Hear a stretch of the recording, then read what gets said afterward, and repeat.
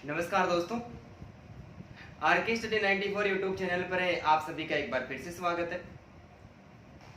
दोस्तों, मनोविज्ञान के अंतर्गत हम मॉडल पेपर सोल्व कर रहे थे और जो पीछे की क्लास थी हम उसके पीछे की क्लास तक हमने 10 मॉडल पेपर साइकोलॉजी के सोल्व कर लिए थे।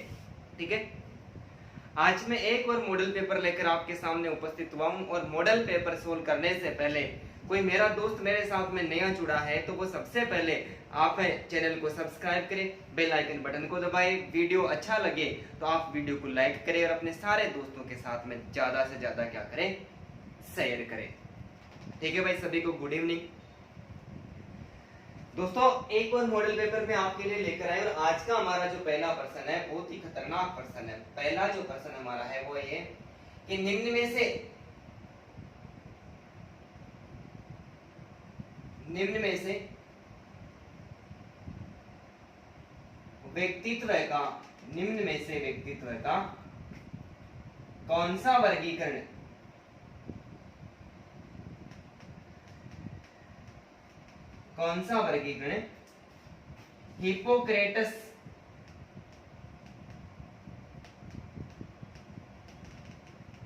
हिप्पोक्रेटस के द्वारा नहीं किया गया है। सोच समझ के उत्तर देना भाई।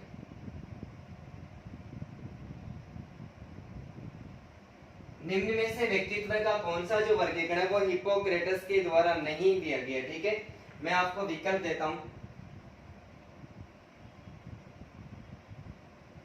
काला पित्त,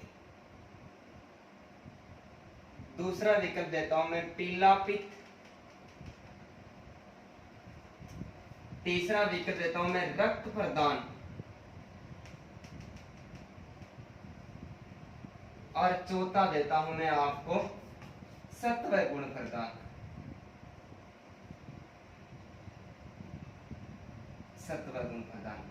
भाई सभी को साफ दिखाई दे रहा है क्या? आवाज भी आ रही है और साफ भी दिखाई दे रहा है। उम्मीद करता हूं कि सबको साफ दिखाई दे रहा होगा भाई। ठीक है भाई दोस्तों, कमेंट करके जल्दी से बताओ इस प्रश्न का सही आंसर क्या होगा।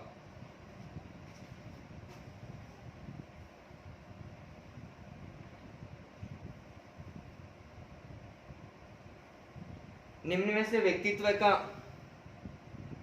कौन सा वर्गीकरण हिप्पोक्रेटस के द्वारा नहीं किया गया? काला पित्त, पीला पित्त, रक्त प्रदान और सत्व गुण प्रदान। जल्दी से कमेंट करके बताओ दोस्तों।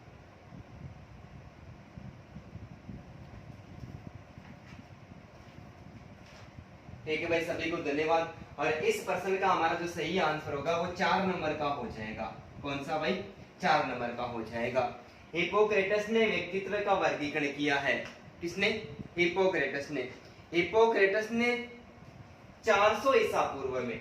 हिप्पोक्रेटस ने कब? 400 ईसा पूर्व में शरीर द्रव्य के आधार पर, किनके आधार पर भाई? शरीर द्रव्यों के आधार पर व्यक्तित्व का वर्गीकरण किया।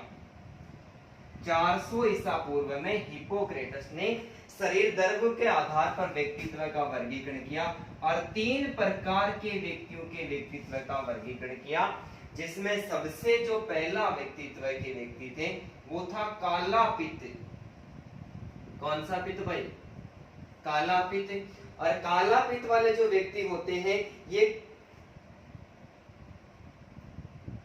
काला पित्त वाले व्यक्ति होते हैं, सॉरी 4 प्रकार से वर्गीकरण किया है। एक और पढ़ेंगे ना, सबके बारे में उल्लेख करेंगे। 4 प्रकार का शरीर द्रव्यों के आधार पर व्यक्तित्व का जो वर्गीकरण है वो 4 आधारों पर किया, जिसमें सबसे पहला है काला पित्त। और काला पित्त व्यक्ति होते हैं, इनकी विशेषता क्या होती है? ये निराशावादी होते हैं दोस्तों। कैसे होते हैं? ये निराशावादी होते हैं और निराशावादी के साथ में ये उदासीन व्यक्ति होते हैं। कैसे होते हैं? उदासीन होते हैं। इसके बाद में जो दूसरा वर्गीकरण किया वो है पीला पित्त।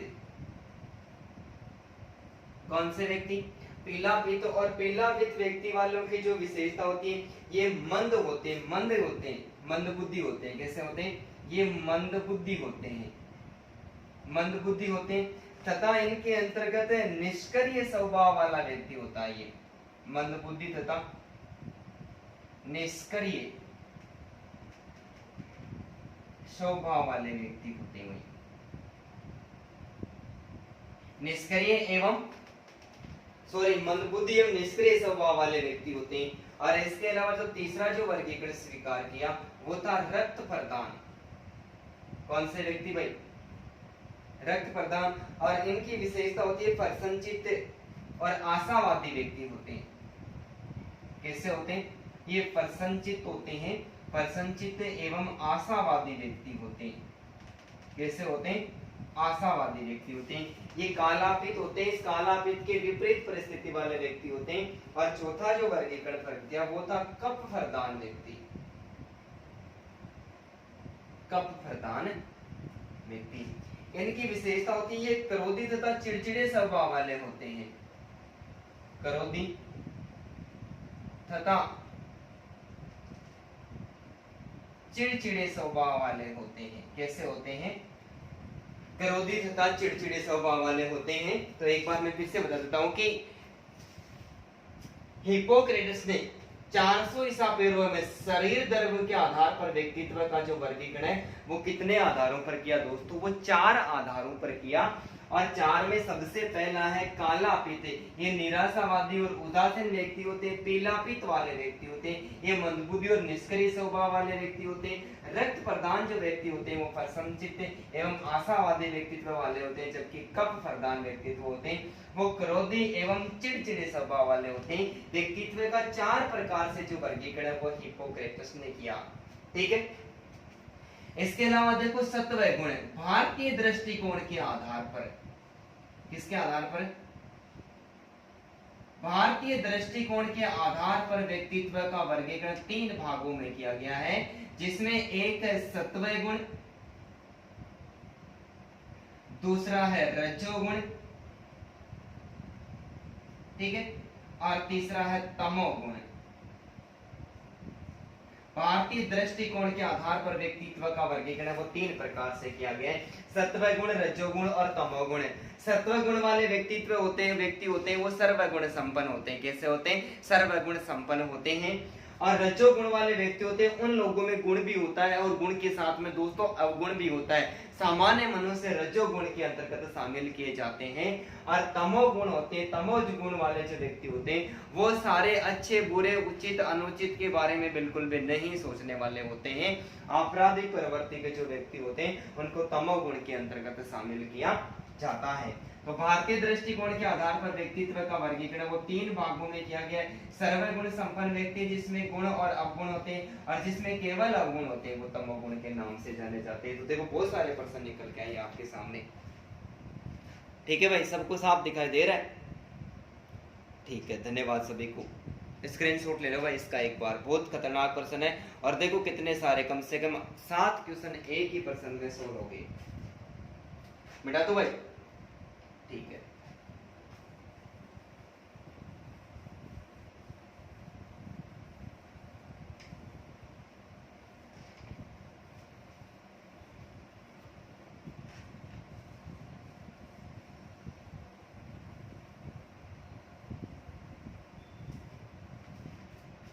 आज का दूसरा प्रश्न है, और दूसरा प्रश्न का आप सभी दोस्तों सोच समझ के देना है। आज का दूसरा प्रश्न है कि यदि कोई छात्र कल्पना करता है, यदि कोई छात्र कल्पना करता है, सोच समझ के उत्तर देना दोस्तों। यदि कोई छात्र कल्पना करता है कि पढ़ाई पूरी करने के बाद वह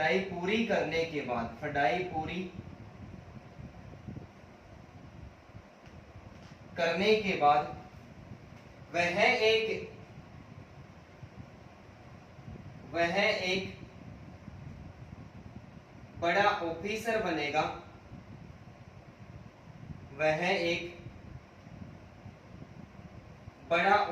बनेगा, उसके पास सुंदर बंगला होगा, उसके पास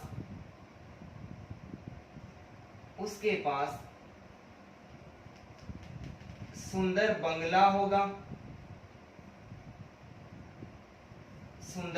होगा, जिसमें एक चमचमाती कार होगी, जिसमें एक चमचमाती कार होगी, जिसमें एक चमचमाती कार होगी और उस कार में वह अपनी बीवी के साथ में बैठकर सैर करेगा। वह उस कार में अपनी बीवी यानी पत्नी, अपनी बीवी के साथ बैठकर सैर करेगा, घूमने जाएगा, सैर करेगा। यह किस प्रकार का चिंतन है? यह किस प्रकार का चिंतन है? पिछला जो वीडियो था हमारा, उसमें अजय ने एक प्रश्न किया था कि सर चिंतन और सृजनात्मकता में क्या अंतर है? चिंतन और सृजनात्मकता में क्या अंतर है? तो मैं आज चिंतन और सृजनात्मकता दोनों से संबंधित लेकर प्रश्न आया हूं आपके सामने। करेगा ये किस प्रकार का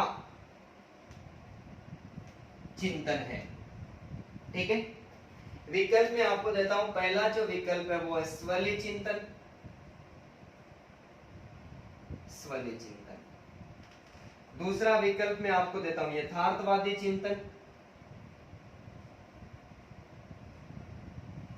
यथार्थवादी चिंतन। और तीसरा जो विकल्प है वो मैं देता हूं आपको अपसारी चिंतन। और चौथा विकल्प देता हूं कोई नहीं, कोई नहीं। दोस्तों जल्दी से कमेंट करके बताओ इसका सही आंसर क्या होगा। साफ तो दिख रहा है ना सभी को? मेरे हिसाब से तो सबको साफ दिखाई दे रहा है। जल्दी से कमेंट करके बताओ कि यदि कोई छात्र कल्पना करता है और कि पढ़ाई पूरी करने के बाद में बड़ा ऑफिसर बनेगा, उसके बाद में सुंदर बंगला होगा जिसमें चमचमाती कार होगी, उस कार में अपनी बीवी के साथ बैठकर सैर करेगा, ये किस प्रकार का चिंतन है दोस्तों?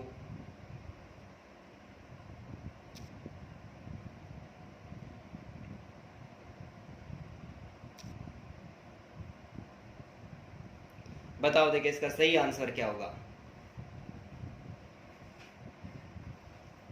दोस्तों इसका सही आंसर है 1 नंबर होगा। सभी को धन्यवाद भाई, सभी प्रयास कर रहे हैं। इसका सही आंसर 1 नंबर का होगा। ठीक है, स्वलीय चिंतन। कौन सा चिंतन? स्वलीय चिंतन। व्याख्या करके देखते हैं कि जिक्वार्डो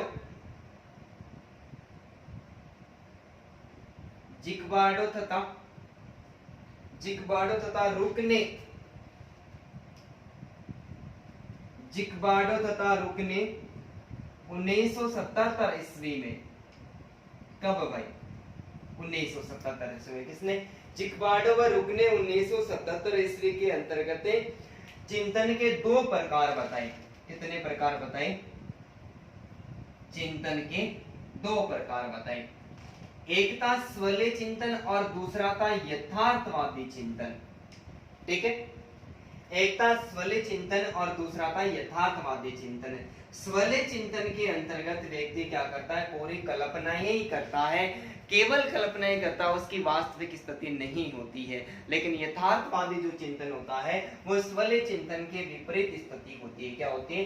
विपरीत स्थिति होती है। जैसे कि मैं मार्केट में जाऊंगा, जाने के बाद में मैं वहां से 2 किलो चीनी खरीदता हूँ, एक मैं कपड़े खरीदता, ड्रेस खरीदता हूँ। ये जो चिंतन होता है ये यथार्थवादी चिंतन होता है। लेकिन इसमें कैसी है? इसमें तो पूरी कल्पना ही है। सृजनात्मकता गिलफर्ड के द्वारा,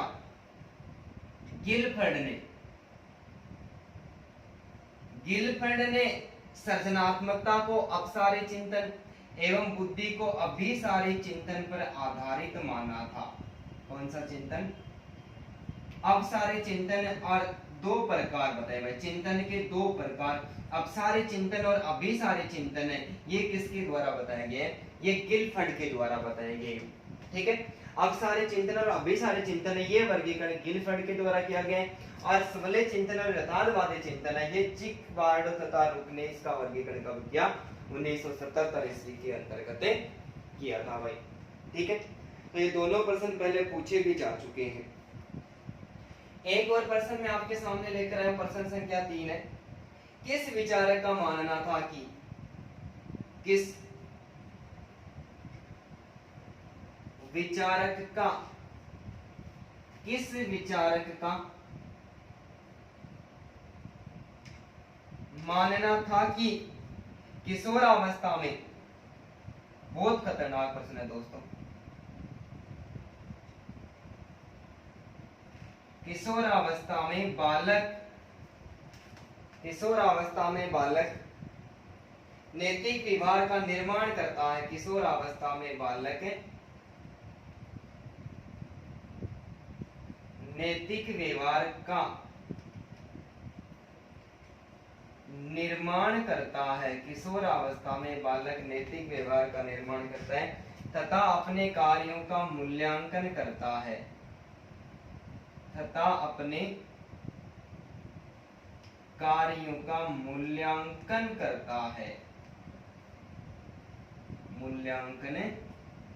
प्रश्न को ध्यान पूर्वक पढ़ना है कि किस विचारक का मानना था कि किशोरावस्था में बालक नैतिक व्यवहार का निर्माण करता है तथा अपने कार्यों का मूल्यांकन करता है।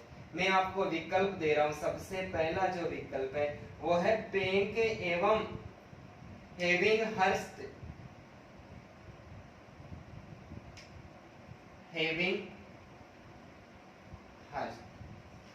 दूसरा विकल्प देता हूं बाउले।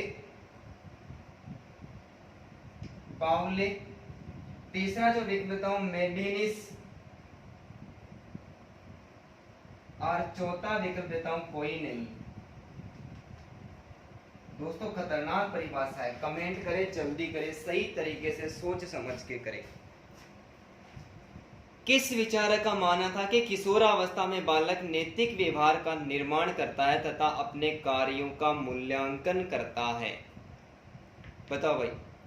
पेक एवं हेमिंगहर्स्ट, बाउले, मेडेनिस और इनमें से कोई नहीं। इनमें से कोई नहीं। जल्दी से कमेंट करके बताओ देखिए इसका सही आंसर क्या होगा।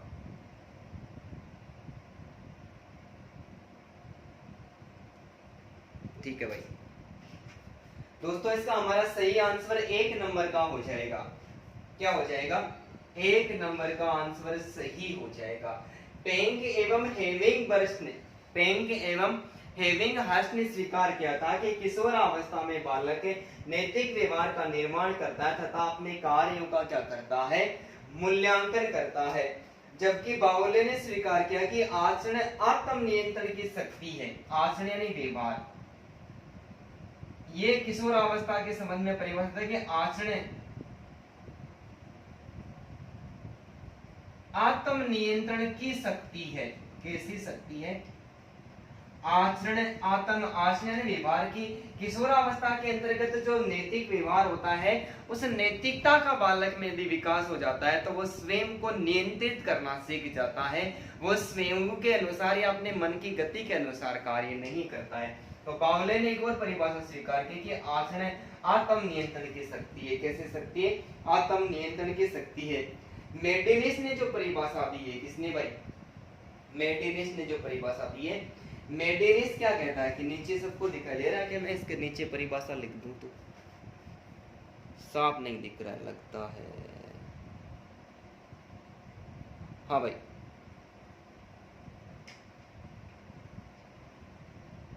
अब दिखने लगे वापस। हाँ भाई, बाउले कहता है कि आचरण आत्म नियंत्रण की शक्ति है। कैसी शक्ति है? आचरण आत्म नियंत्रण की शक्ति है। मैं बीच वाला मिटा देता हूं, यहां पर लिख देता हूं मैं। आचरण आत्म नियंत्रण की शक्ति है। जबकि मेडिनिस, कौन दोस्तों? मेडिनिस, ये मेडिनिस कहता है कि किशोरावस्था में बालक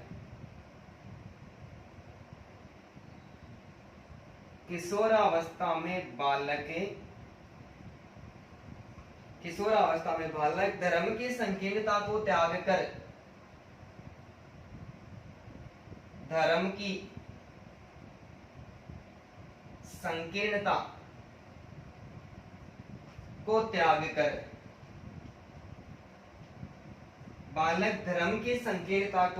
कर सहिष्णुता व मानव धर्म का समर्थन करता है। सहिष्णुता तथा मानव धर्म का समर्थन करता है। क्या करता है भाई? मानव धर्म का समर्थन करता है। तो पेंक एवं हेमिंगहर्स्ट का मानना था कि किशोर अवस्था में बालक नैतिक व्यवहार का निर्माण करता है और अपने कार्यों का मूल्यांकन करता है। बावले स्वीकार करता है कि किशोर अवस्था के अंतर्गत बालकों में आचरण को आत्म नियंत्रण की जो शक्ति है, आचरण आत्म नियंत्रण की शक्ति का विकास हो जाता है। जबकि मेडिलिस कहता है कि किशोर अवस्था में बालक धर्म की संकीर्णता को त्याग कर देता है, सहिष्णुता और मानव धर्म का क्या करता है? वो मानव धर्म का समर्थन करने लग जाता है।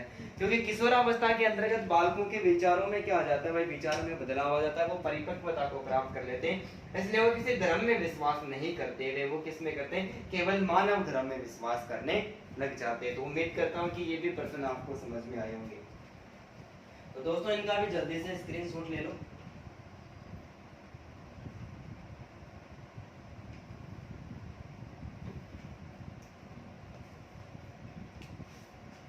ठीक है भाई, समझ में आ रहा है तो दोस्तों कमेंट में हाँ लिखिए। उम्मीद करता हूँ कि सबको समझ में आ रहा होगा। दिख तो रहा है ना सभी को? जो कोई शब्द है वो नहीं दिख रहा है तो जब हम बोल रहा हूँ उसको दोस्तों सुन लिया करो ना।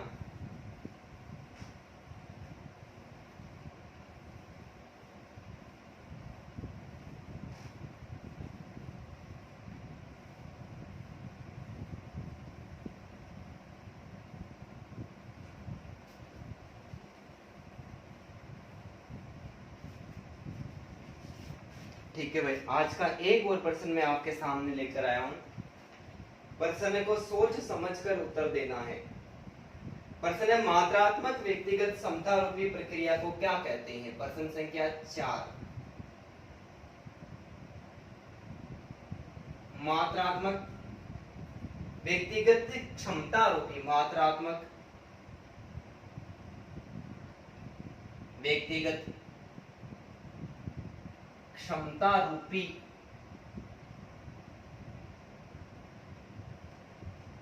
प्रक्रिया को क्या कहा जाता है?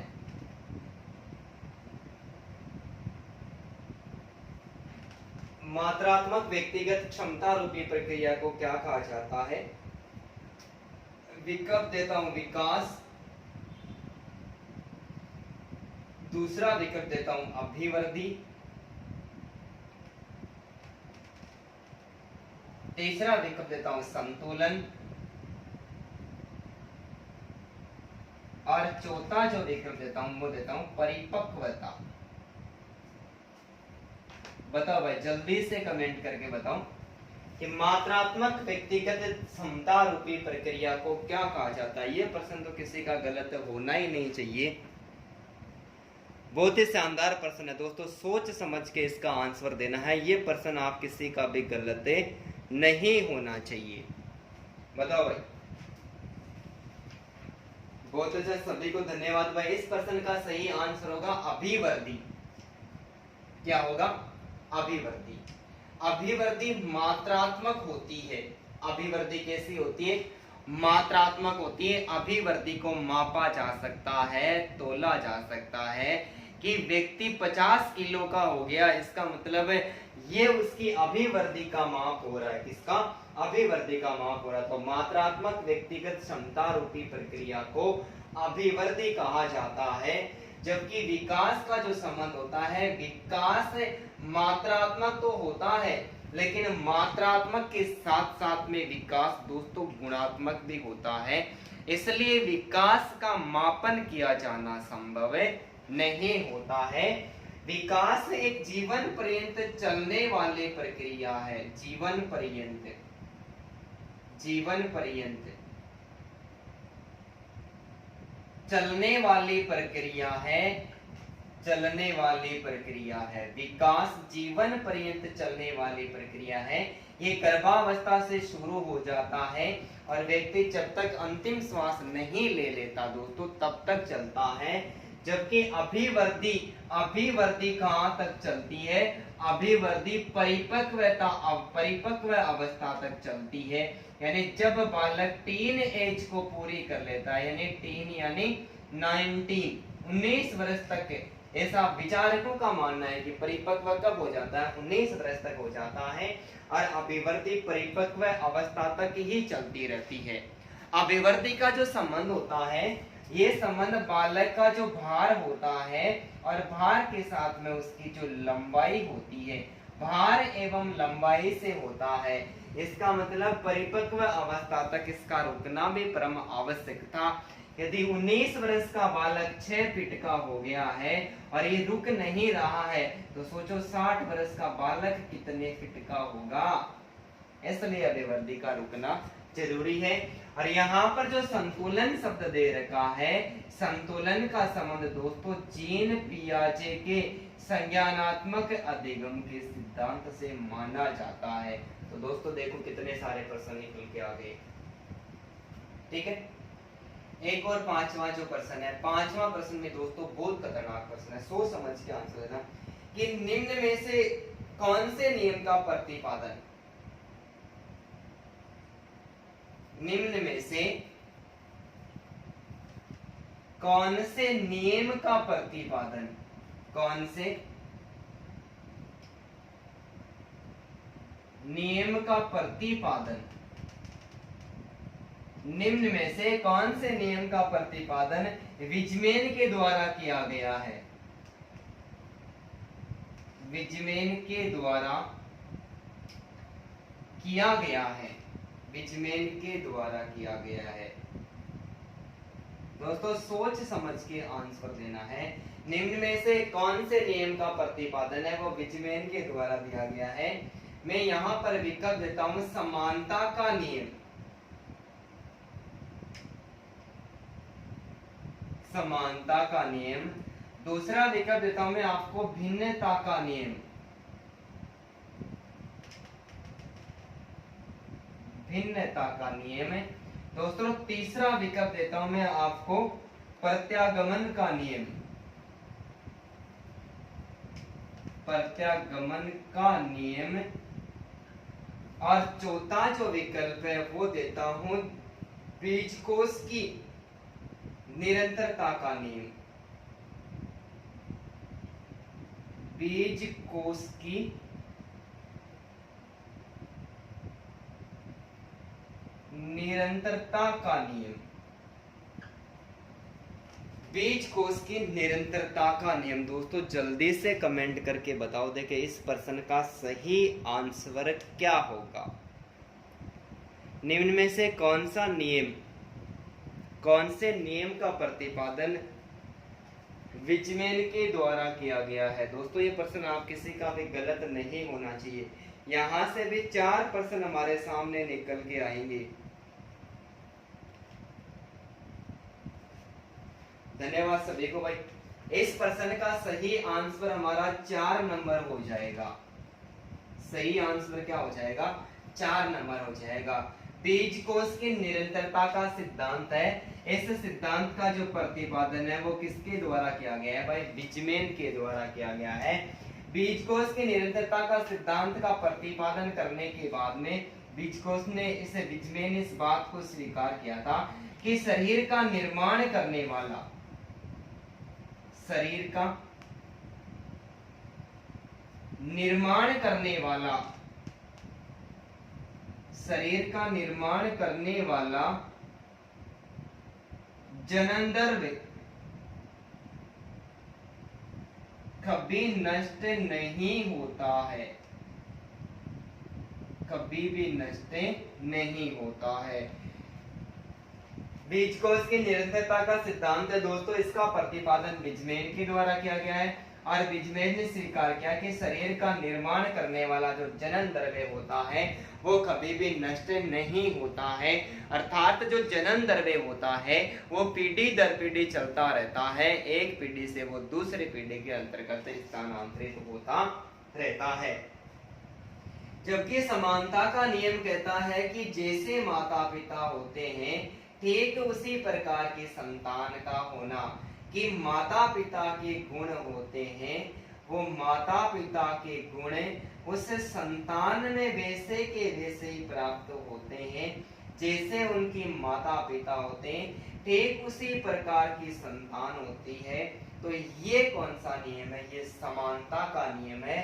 तो ये विपरीत हो गया भिन्नता का नियम कि जो माता पिता होते हैं, माता पिता के लक्षण बालकों में नहीं पाए जाते हैं, बुद्धि रंग रूप आकार बनावट किसी भी आधार पर उनमें कोई भिन्नता होती है, तो वो कौन सा नियम होता है? जैसे माता पिता होते हैं ठीक उसी प्रकार की संतान नहीं होती है, भिन्नता का नियम कहते हैं। लेकिन प्रत्यागमन का जो नियम है ये कहता है, प्रत्यागमन का नियम कहता है कि दोस्तों जैसे मंद बुद्धि माता पिता होते हैं और मंद बुद्धि माता पिता की संतान का प्रतिभाशाली होना और प्रतिभाशाली माता पिता की संतान का मंद बुद्धि होना, प्रत्यागमन के अंतर्गत जो संतान होती है उन संतानों में माता पिता के विपरीत गुण पाए जाते हैं। कैसे गुण पाए जाते हैं? माता पिता के विपरीत गुण पाए जाते हैं। मंद बुद्धि माता पिता की संतान है वो प्रतिभाशाली होती है और प्रतिभाशाली माता पिता की संतान है वो मंद बुद्धि होती है। समानता के नियम में माता पिता के जो गुण है वो बालकों में पाए जाते हैं, संतान माता पिता से संबंधित होती है। जैसे माता पिता होते हैं उनसे जो संतान है वो उनके जैसे नहीं होती, उनमें किसी न किसी प्रकार की भिन्नता पाई जाती है। वो भिन्नता रंग रूप आकार बुद्धि किसी भी आधार पर हो सकती है और माता पिता के विपरीत गुण जिसके अंतर्गत पाए जाते हैं दोस्तों उसको प्रत्यागमन का नियम कहते हैं। क्या कहते हैं? प्रत्यागमन का नियम कहते हैं। तो उम्मीद करता हूं कि ये तथ्य भी आपको आसानी के साथ समझ में आए होंगे। ठीक है भाई, स्क्रीनशॉट ले लो, मिटा देता हूं।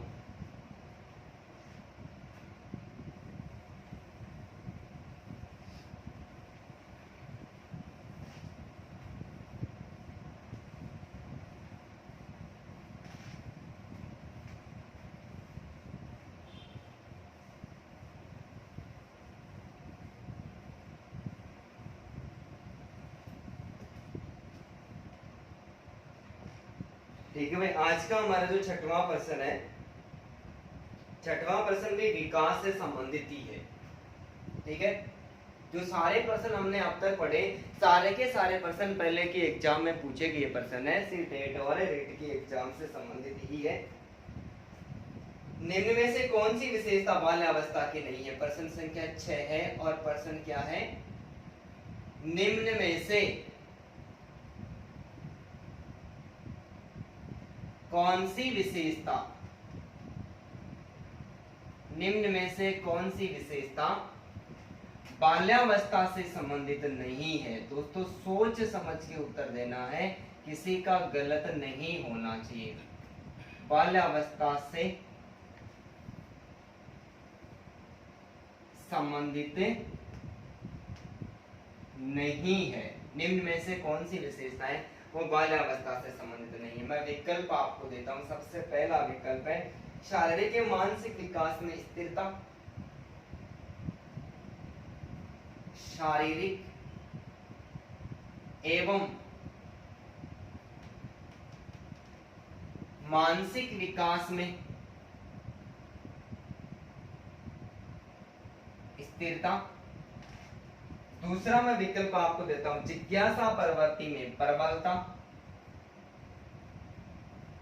जिज्ञासा प्रवृत्ति में प्रबलता। तीसरा जो विकल्प मैं आपको देता हूं यथार्थवादी दृष्टिकोण,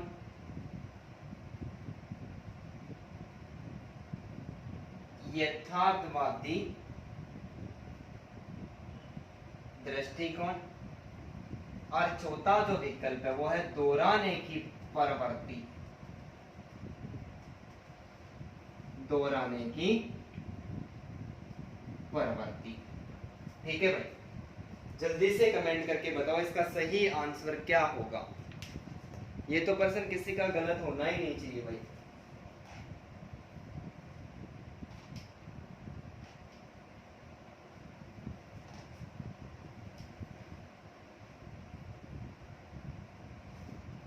बताओ देंगे जल्दी से, कमेंट कर दो दोस्तों जल्दी जल्दी। धन्यवाद सभी को भाई। यहाँ पर जो हमारा चौथा नंबर का विकल्प है वो बाल्यावस्था से संबंधित नहीं है। कौन सी अवस्था से? बाल्यावस्था से संबंधित नहीं है।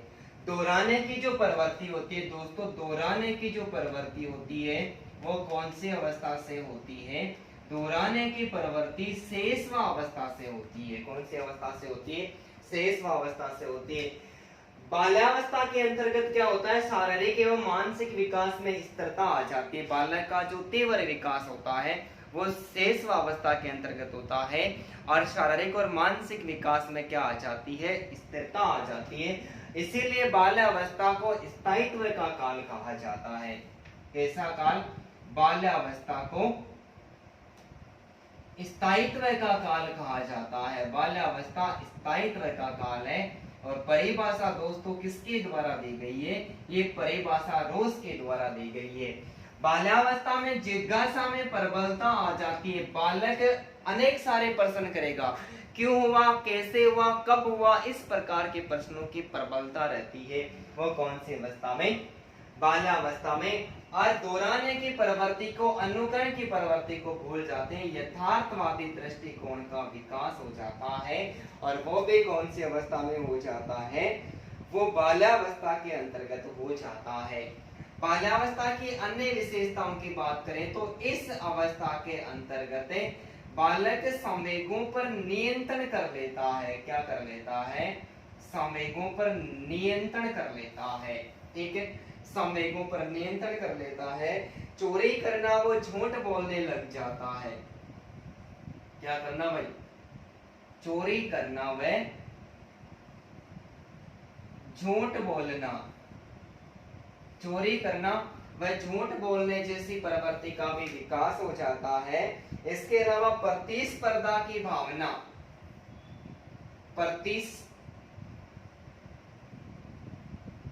प्रतिस्पर्धा की भावना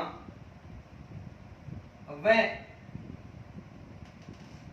प्रशंसा पाने की इच्छा, प्रशंसा पाने की इच्छा, प्रशंसा पाने की इच्छा एवं पक्षपात की जो भावना होती है उसका भी विकास, पक्षपात की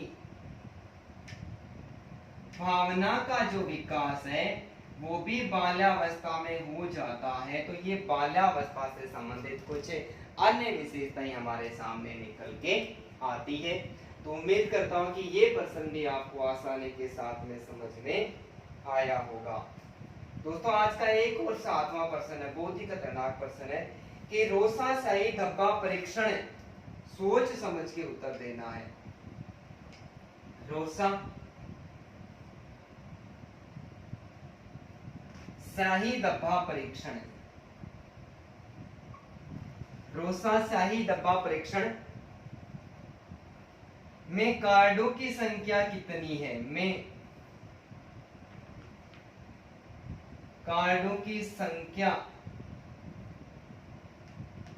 कितनी है भाई? सोच समझ के उत्तर देना है, गलत किसी का भी नहीं होना चाहिए। मैं विकल्प आपको देता हूं 10, दूसरा विकल्प है 5, तीसरा विकल्प है 21 और चौथा विकल्प है 30। बताओ भाई जल्दी से कमेंट करके बताओ। प्रश्न किसी का भी गलत नहीं होना चाहिए। रोसा शाही दबा परीक्षण में कार्डों की संख्या कितनी है? दोस्तों ये हमारा प्रश्न है आपके सामने, जल्दी से कमेंट करके बता दो। ये प्रश्न तो किसी भी स्टूडेंट का गलत होना ही नहीं चाहिए। ठीक है भाई, धन्यवाद सभी को। दोस्तों इसका हमारा सही आंसर क्या है? इस प्रश्न का सही आंसर 1 नंबर है। ठीक है, 10 कार्ड है। RIBT रोसा इंक ब्लेड टेस्ट का जो प्रतिपादन है दोस्तों, इसका प्रतिपादन 1921 ईस्वी में हरमन रोसा के द्वारा किया गया था। किसके द्वारा? हरमन रोसा के द्वारा किया गया था। ठीक है, RIBT रोसा इंक ब्लेड टेस्ट का जो प्रतिपादन है, इसका प्रतिपादन 1921 ईस्वी में हरमन रोसा के द्वारा किया गया था, जिसमें कार्डों की संख्या 10 थी। 5 कार्डों पर, कितने कार्डों पर दोस्तों? 5 कार्डों पर विभिन्न रंगों के चित्र थे, विभिन्न रंगों के चित्र थे, और 5 जो कार्ड थे उन 5 कार्डों पर काले रंग के चित्र थे। ये प्रश्न फर्स्ट ग्रेड और सेकंड ग्रेड में पूछा भी जा चुका है। तो 5 कार्डों पर विभिन्न रंगों के चित्र थे और 5 कार्डों पर दोस्तों काले रंग के चित्र थे। और ये जो परीक्षण है व्यक्तिगत और सामूहिक रूप से किया जा सकता है। एक व्यक्ति को भी कार्ड दिखाकर उसके बारे में पूछा जा सकता है और 5 व्यक्तियों को एक साथ भी कार्ड दिखाकर आसानी के साथ में पूछा जा सकता है। तो RIBT परीक्षण ये व्यक्तिगत और सामूहिक दोनों रूप से लागू होता है। दोस्तों बहुत सारे प्रश्न निकल के आए, व्यक्तिगत एवं सामूहिक दोनों रूपों में प्रयोग किया जाता है। और 14 वर्ष से अधिक आयु के जो बालक होते हैं उनके लिए विशेष उपयोगी माना जाता है। ये भी एक बेहतरीन प्रश्न निकल के आया। तो दोस्तों कितने सारे प्रश्न निकल के आगे, एक बार फिर से समझा देता हूँ कि रोसा शाही धब्बा परीक्षण का प्रतिपादन 1921 ईस्वी में हरमन रोसा के द्वारा किया गया था। कार्डों की संख्या दोस्तों 10 थी। 5 कार्डों पर विभिन्न रंगों के चित्र और 5 कार्डों पर काले रंग के चित्र थे। व्यक्तिगत और सामूहिक दोनों रूपों में लागू किया जा सकता है और 14 वर्ष की जो अधिक उम्र की बालक है उनके ऊपर ये लागू होता है। तो उम्मीद करता हूँ कि ये भी दोनों प्रश्न आपको समझ में आए होंगे। तो दोस्तों दोनों प्रश्नों का एक बार जल्दी से आप स्क्रीनशॉट ले लो और मैं आप प्रश्न आपके सामने उपस्थित करता हूँ। ठीक है भाई, मिटा दूं? धन्यवाद सभी को।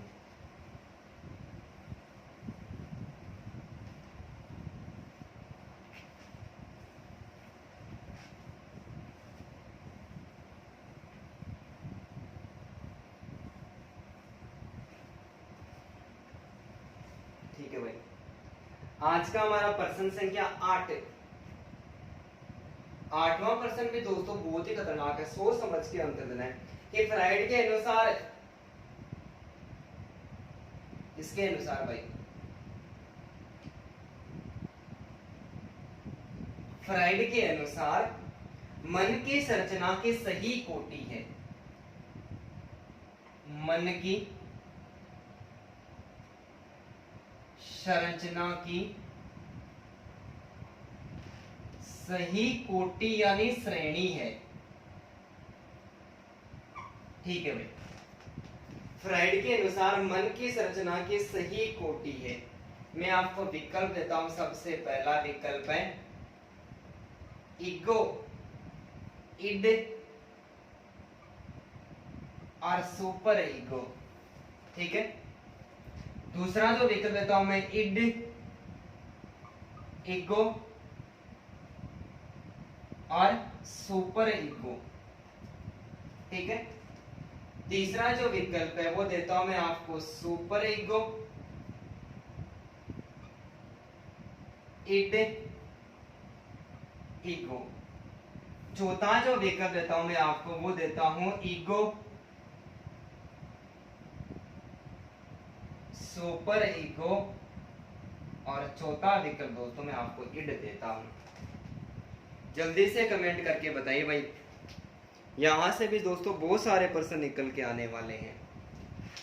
फ्राइड के अनुसार मन की संरचना की सही श्रेणी कौन सी मानी गई है, ये हमारा आज का प्रश्न है। ठीक है भाई, बताओ जल्दी से कमेंट करके। किसी भी विचारक का, किसी भी व्यक्ति का ये प्रश्न गलत नहीं होना चाहिए।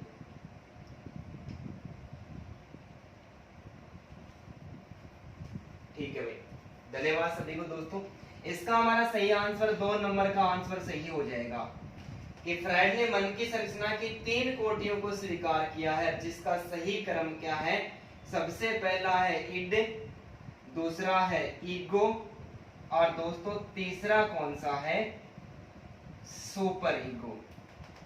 इड को किस नाम से पुकारते हैं? इदम के नाम से पुकारते हैं। इदम, अहम और परम अहम। एकदम अहम और परम अहम। ठीक है, इसको सुखवादी या आनंदवादी सिद्धांत के नाम से भी पुकारते हैं। सुखवादी सिद्धांत है, अहम को वास्तविक सिद्धांत कहते हैं। कौन सा सिद्धांत? वास्तविक सिद्धांत कहते हैं। और परम अहम को दोस्तों आदर्शवादी सिद्धांत के नाम से भी पुकारा जाता है। किसके नाम से? आदर्शवादी सिद्धांत के नाम से भी जाना जाता है। तो मन की 3 श्रेणियों का उल्लेख किया, जिसमें इड, ईगो एवं तीसरी कौन से? Super ego. इदम अहम और परम अहम, सुखवादी या आनंदवादी सिद्धांत, वास्तविक सिद्धांत और आदर्शवादी सिद्धांत है। सबसे पहले इड का विकास होता है और इड को सुखवादी या आनंदवादी सिद्धांत कहते हैं। इसके अंतर्गत व्यक्ति केवल और केवल दोस्तों सुख की प्राप्ति करना चाहता है। वो किसी भी प्रकार का कार्य करे, 10 रुपए के लिए भी किसी का मर्डर कर रहा है, वो उचित कार्य या अनुचित है इसके बारे में नहीं सोचता है। वास्तविकता में जीवन जीता है, उचित जिम्मेदारी भरा जीवन जीता है, कर्म करता है और फल की इच्छा नहीं करता। जितना कर्म करेगा उतना ही मिलेगा। वो ईगो के अंतर्गत, वास्तविक सिद्धांत के अंतर्गत है। और आदर्शवादी सिद्धांत है, इसका विकास सबसे बाद में होता है। और सुपर ईगो के अंतर्गत व्यक्ति में पश्चाताप की भावनाएं होती है। वो किसी बालक को गलत कार्य करता हुआ देखता है, तब ये सोचता है कि इस बालक को ऐसा कार्य नहीं करना चाहिए। तब वो सोचता है कि यार वो जवानी की अवस्था, यौवन की अवस्था तो मेरे जीवन में भी आई थी, मैंने भी ये घटिया कार्य उस समय कर दिया था। तो ये पश्चाताप की अवस्था होती है दोस्तों। तो इस आधार पर ये एक और प्रश्न हमारे सामने निकल गया है। उम्मीद करता हूं कि ये भी आपको समझ में आया होगा। ठीक है भाई, तो दोस्तों इसका भी आप एक बार स्क्रीनशॉट ले लें। ठीक है,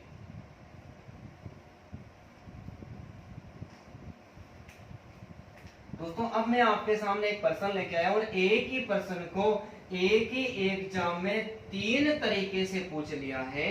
अभी हिमाचल की जो टेट की एग्जाम लगी थी दोस्तों, हिमाचल की, ठीक है, एचपी टेट के अंतर्गत जो एग्जाम लगी थी, उस एग्जाम के अंतर्गत एक प्रश्न को 3 तरीके से घुमा फिरा के पूछा गया।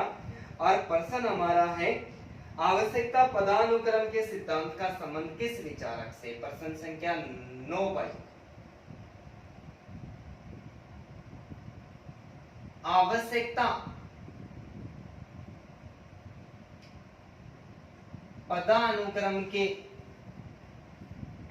सिद्धांत का प्रतिपादन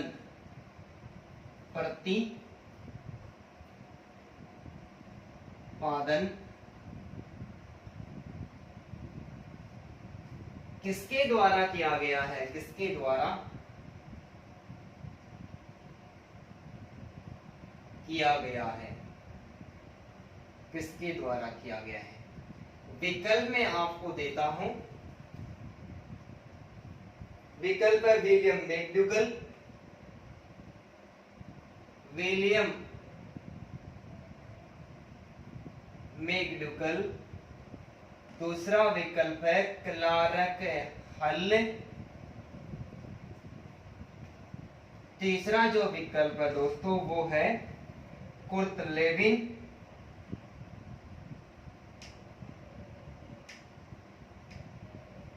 और चौथा विकल्प है अब्राहम मैस्लो।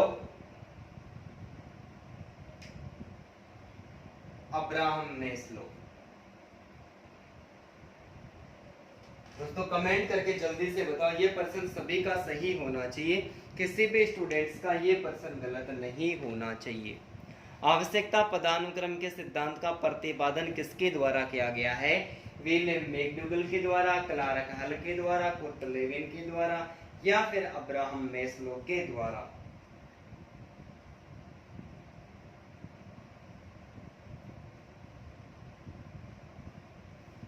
जल्दी से कमेंट करके बताओ। देखें, धन्यवाद सभी को भाई। इस प्रश्न का सही आंसर अब्राहम मेस्लो हो जाएगा। क्या हो जाएगा? इस प्रश्न का सही आंसर अब्राहम मेस्लो हो जाएगा। अब्राहम मेस्लो ने 1954 ईस्वी में, कब भाई? 1954 ईस्वी में एक पुस्तक लिखी थी, motivation and personality. Motivation and personality, ठीक है। 1954 ईस्वी में एक पुस्तक का प्रकाशन करवाया था जिसका नाम था मोटिवेशन एंड पर्सनालिटी। इस पुस्तक के अंतर्गत आवश्यकता पदानुक्रम का सिद्धांत, नीड हेरिस्टिकल थ्योरी ऑफ लर्निंग का जो प्रतिपादन है वो किसके द्वारा किया गया था? अब्राहम मेस्लो के द्वारा किया गया था। और अपने सिद्धांत के अंतर्गत कुछ 5 आवश्यकताओं का उल्लेख किया है। कितनी आवश्यकताओं का? 5 आवश्यकताओं का उल्लेख किया है, ठीक है भाई। 5 आवश्यकताओं का उल्लेख किया। डायग्राम के माध्यम से समझते हैं दोस्तों। सारे के सारे प्रश्न में इसी में से सोल्व करवा देता हूं, ठीक है। ये 5 आवश्यकताओं का उल्लेख किया है किसके द्वारा? अब्राहम मेस्लो के द्वारा। ये आवश्यकता पदानुक्रम का सिद्धांत है वो किसके द्वारा दिया गया है भाई? अब्राहम मेस्लो के द्वारा। ये जो पहली आवश्यकता है उसको कहते हैं दैहिक आवश्यकता। दैहिक, फर्स्ट ग्रेड में प्रश्न पूछा गया था कि अब्राहम मेस्लो के द्वारा बताई गई पहली आवश्यकता कौन सी है? वहां पर दैहिक नहीं होकर पहली आवश्यकता दे रखी थी शारीरिक आवश्यकता, तो इसको दैहिक या शारीरिक आवश्यकता कहते हैं। दूसरी जो आवश्यकता होती है वो होती है सुरक्षा की आवश्यकता। किसकी आवश्यकता? सुरक्षा की आवश्यकता। और तीसरा होता है प्रेम व अपनेपन की आवश्यकता। प्रेम व अपनापन। चौथी जो आवश्यकता है दोस्तों वो है स्व का सम्मान। स्व का सम्मान। और चौथी जो आवश्यकता है वो है आत्म सिद्धि की आवश्यकता। आत्म सिद्धि, ठीक है। तो आवश्यकता पदानुक्रम का सिद्धांत वो अब्राहम मेस्लो के द्वारा प्रतिपादित किया गया था। और इस सिद्धांत में कितनी आवश्यकता बताई? 5 आवश्यकता बताई। मेस्लो के अनुसार पहली आवश्यकता होती है वो दैहिक आवश्यकता होती है। व्यक्ति को सबसे पहले किसकी आवश्यकता होती है? रोटी, कपड़ा और मकान हमारी पहली आवश्यकता होती है दोस्तों। रोटी, कपड़ा और मकान पहली आवश्यकता होती है। यह आवश्यकता पूरी हो जाती है तो व्यक्ति को सुरक्षा चाहिए। सुरक्षा में बॉडीगार्ड की आवश्यकता नहीं है दोस्तों, सुरक्षा में हमें नौकरी की आवश्यकता है। नौकरी चाहिए हमें। और जब नौकरी मिल जाती है तो नौकरी के बाद में हमें कोई अपना सा चाहिए जो हमसे अत्यधिक प्रेम करे। कि नौकरी के बाद में छोकरी की आवश्यकता होती है वैवाहिक जीवन। व्यक्ति वैवाहिक जीवन जीना चाहता है कि मेरे पास में गाड़ी हो, बंगला हो और गाड़ी में एक सुंदर सी बीबी और उसके साथ में घूमने के लिए जाए और वह उससे अत्यधिक लगाव रखे, अत्यधिक प्रेम करे। ये जो तीसरी आवश्यकता होती है वो प्रेम, वो अपनापन की आवश्यकता होती है। और चौथी आवश्यकता होती है वो होता है स्व का सम्मान। वो कहता है कि समाज में मेरे पास पद है, समाज में मेरे पास में पद है, इस पद की अहमियत होनी चाहिए। लोग मेरे पास में आए और आकर मेरे से अनेक प्रकार के प्रश्न पूछे। और पांचवी जो आवश्यकता है वह आत्म सिद्धि की आवश्यकता, यानी भगवान की भक्ति करना। क्या करना भाई? भगवान की भक्ति करना। ये सब पर लागू नहीं होती है। ये पांचवी अवस्था है। यदि किसी को मोक्ष की प्राप्ति करनी है, आत्म सिद्धि चाहता है तो भगवान की भक्ति करता है, नहीं चाहता है तो वो नहीं करता है।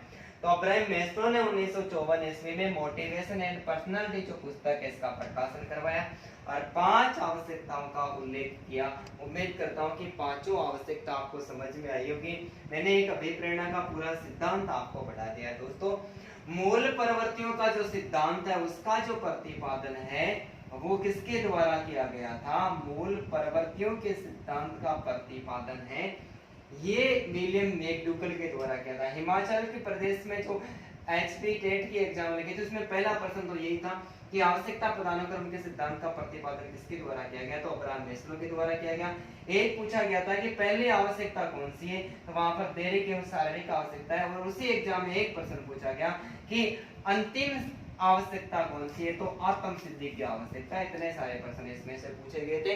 इसके अलावा एक प्रश्न जो क्लार्क हल मैंने विकल्प में दिया है, ये भी प्रश्न उस एग्जाम में पूछा गया था कि चालक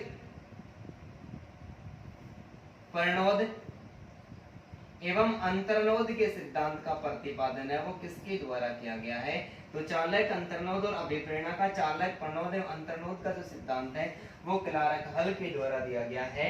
और दोस्तों क्षेत्रफल का जो अधिगम्य सिद्धांत है वो किसके द्वारा दिया गया है, क्षेत्रफल के सिद्धांत का जो प्रतिपादन है वो कुर्तलेविन के द्वारा किया गया है। तो देखो कितने सारे प्रश्न एक ही प्रश्न से निकल के आ गए। उम्मीद करता हूँ कि ये भी प्रश्न आपको आसानी के साथ में समझ में आया होगा। तो दोस्तों इसका भी एक बार स्क्रीनशॉट ले लें। आज एक ही प्रश्न की ओर चर्चा करते हैं। मैं आज आपको केवल 10 प्रश्न सोल्व करवाऊंगा। नेक्स्ट जो हमारा वीडियो होगा उसमें मैं आपको 20 प्रश्न सोल्व करवा दूंगा। ठीक है भाई। आज कोई अन्य कोई दूसरा कार्य है इसलिए मैं आपको 10 प्रश्न सोल्व करा पाऊंगा दोस्तों, क्योंकि कल हमारी कोई क्लास नहीं लगी थी, कल वो पीटीटी की एग्जाम थी, इसलिए हम आपको शाम को नहीं पढ़ा पाए। वहां से हम रात को 8-9 बजे फ्री होके आए थे, इसलिए हमारी क्लास नहीं हुई थी। आज का हमारा 10वां जो प्रश्न है वो 210वां प्रश्न को सोच समझ के उत्तर देना है। इंपॉर्टेंट प्रश्न है। प्रश्न है कि निम्न में से कौन सा कथन बुद्धि के बारे में सत्य नहीं है। निम्न में से कौन सा कथन बुद्धि के बारे में सत्य नहीं है।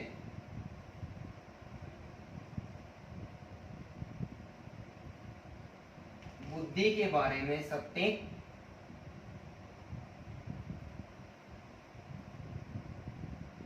नहीं है। विकल्प मैं आपको देता हूं। बुद्धि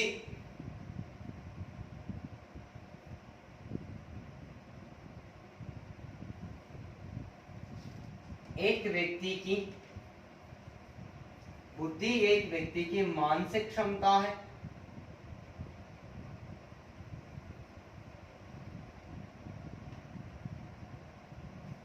दूसरा लिख देता हूं, बुद्धि समायोजन में सहायक है।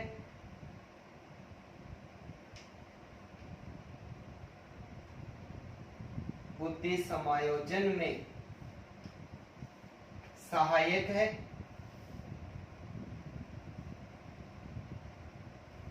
तीसरा जो विकल्प मैं वो आपको देता हूं, बुद्धि व्यवहार की गुणवत्ता से मापी जाती है। बुद्धि व्यवहार की गुणवत्ता से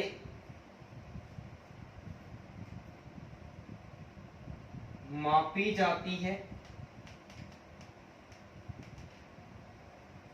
और दोस्तों चौथा जो विकल्प मैं आपको देता हूं, बुद्धि स्थायी व अपरिवर्तनशील होती है। बुद्धि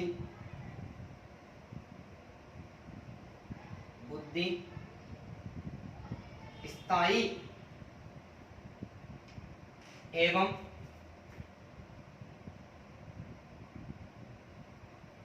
अपरिवर्तनशील होती है। दोस्तों प्रश्न किसी का भी गलत नहीं होना चाहिए, सोच समझ के आंसर देना है जल्दी से अच्छा सा कमेंट करके कि बुद्धि एक व्यक्ति की मानसिक क्षमता है, बुद्धि समायोजन में सहायक है, बुद्धि व्यवहार की गुणवत्ता से मापी जाती है और बुद्धि स्थायी व अपरिवर्तनशील होती है। सभी को धन्यवाद भाई। इसका हमारा जो सही आंसर हो जाएगा वो 4 नंबर का हो जाएगा कि बुद्धि के बारे में जो चौथा कथन है वो सही नहीं है। बुद्धि मानसिक व्यक्ति की मानसिक क्षमता है, बात सही है। बुद्धि समायोजन में सहायक होती है, ये बात भी सही है। और बुद्धि व्यवहार की गुणवत्ता से मापी जाती है, एक व्यक्ति कैसा व्यवहार करता है, तो ये भी बात सही मानी जाती है। ठीक है, तो इसका हमारा सही आंसर क्या हो गया, 4 नंबर का हो गया। इसके अलावा जो बुद्धि की कुछ अन्य विशेषताएं हैं कि बुद्धि एक जन्मजात अन्य विशेषताएं, जिसमें मैं लिख रहा हूं यहाँ पर बुद्धि एक जन्मजात शक्ति या योग्यता है। बुद्धि एक जन्मजात शक्ति या योग्यता है। ठीक है भाई, ये लाइन क्या करे कि बुद्धि जन्मजात होती है, बुद्धि अर्जित नहीं होती है। अर्थात बुद्धि के अंतर्गत यदि बुद्धि में किसी भी प्रकार का बढ़ावा दिया जाता है तो बालक में कुछ बिंदुओं के अनुसार ही बुद्धि का विकास होता है। कोई भी बालक यदि पिछड़ा बालक है और पिछड़े बालक को बार बार प्रयास करवाया जाता है तो वो सामान्य जो श्रेणी का बालक है उसमें तो आ जाता है, लेकिन वो प्रतिभाशाली कभी भी नहीं बन सकता है। और पिछड़ापन का जो बालक है उसको सामान्य श्रेणी में लाने के लिए बहुत सारा अभ्यास करवाया जाता है। 5 दिन भी अभ्यास छोड़ दिया तो वो अपनी वास्तविक स्थिति में वापस आ जाता है। नेक्स्ट है बुद्धि पर वातावरण एवं आनुवंशिकता यानी वंशानुक्रम, वातावरण एवं वंशानुक्रम दोनों का प्रभाव पड़ता है। किसका प्रभाव पड़ता है? वातावरण का भी पड़ता है और वंशानुक्रम का भी पड़ता है। इसके अलावा बुद्धि